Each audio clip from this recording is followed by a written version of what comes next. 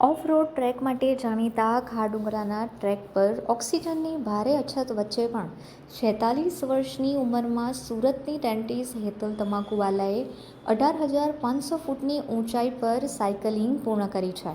તેમણે તેમની કોઠા સૂઝથી આ 40 કિલોમીટરનું અંતર 7 થી 8 કલાકમાં પૂર્ણ કર્યું છે. હેતલ તમાકુવાલા, મારી ઉંમર 46 યર્સ છે. મારા બે બાળકો છે, જેમાં મોટો છે 24 વર્ષનો, નાનો છે 20 વર્ષનો.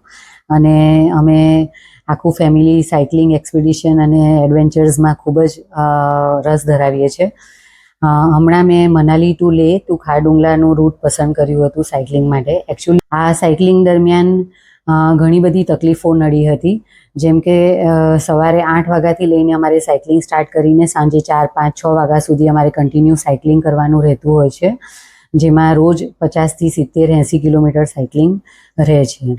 ઘણી બધી વાર તકલીફોમાં શું રહે છે કે આમાં મનાલી ટુ લેહ ખારડુંગલામાં 50% રોડ છે જે બ્રોકન છે, ઓફ રોડ આપણે સાયકલિંગ કરવાનું રહે છે. રસ્તાની વચ્ચેથી પાણીના ઝરણા વહેતા હોય એમાંથી સાયકલિંગ કરવાનું રહે છે.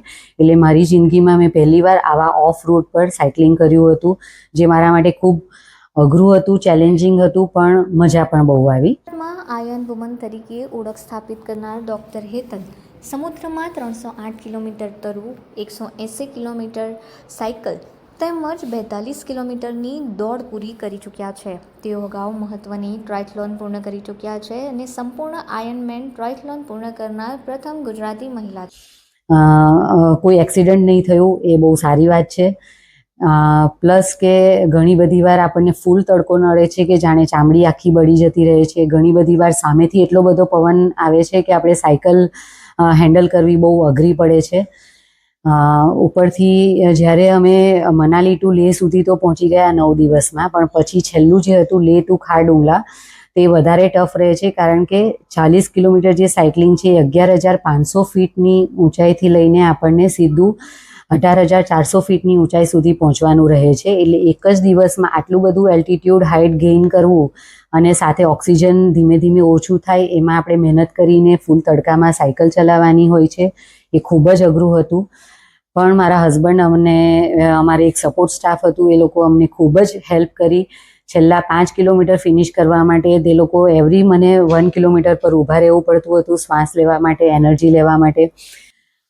સુરતની એકમાત્ર હું મહિલા છું કે જેણે આ મનાલી ટુ લેહ અને લાસ્ટ ખારડુંગલા સુધીનું ફિનિશ કર્યું છે. 40 વર્ષની ઉંમર પછી જ્યારે મહિલાઓ મોનોપોઝના સમયે શારીરિકની સાથે સાથે ડિપ્રેશન જેવી સમસ્યાઓમાંથી પસાર થાય છે, ત્યારે આવી સમસ્યાથી છુટકારો મેળવવા માટે મહિલાઓને જાગૃત કરવાના હેતુથી તેમણે આ ચેલેન્જ સ્વીકારી હતી.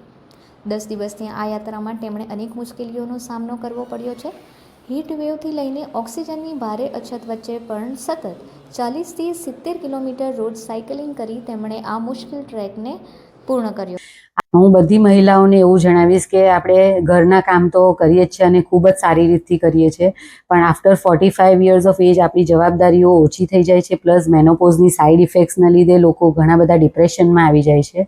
તો હું એવું જણાવીશ કે તમે તમારા મનપસંદ કોઈ પણ જે એક્ટિવિટી હોય, કોઈને ગરબા ગમે છે, કોઈને સંગીતમાં ઇન્ટરેસ્ટ હોય છે, સાયકલિંગ, રનિંગ, વોટ એવર, તમે થોડું ફિઝિકલ પ્લસ મેન્ટલ એક્ટિવિટીમાં ઇન્વોલ્વ રહો. તમારા રોજ એક ગોલ કે ધ્યેય રાખો કે મારે જીવનમાં આ કરવું છે, તો તમારે મેનોપોઝની સાઇડ ઇફેક્ટ્સ લગભગ 0 થઈ જશે અને તમને લાઈફ જીવવાની મજા આવશે.